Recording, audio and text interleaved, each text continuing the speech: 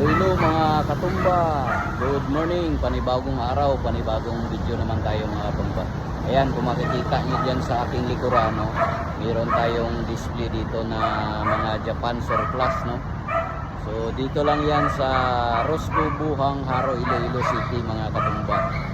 So ayan mga katumba, no, ito yung pick up with canopy, 4x2 scrum po ito at saka naka-lift up na.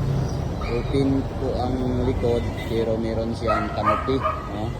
Merong tawag nito color blue, no? Meron na siyang mga bumper mga katumba, oh. Ang down payment nito mga katumba nasa 25,000, no? Ang monthly nito is basta pick up with canopy, estimated monthly 11 to 12, no? Ayan, meron din tayong van dito mga katumba. Yung van natin is estimated monthly 11 to 13,000. Pero mayroong pinakapugi dito mga katumba. Itong new model pick up. Ayan, oh. Angas mga katumba. Maganda, no? Pang off-road, no? Ayan, oh. Kompleto na.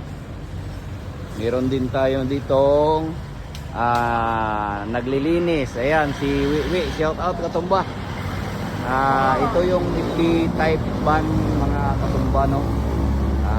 Kung pang business ito mas patok po sa inyo ito kasi sarado ang kanyang likod, no.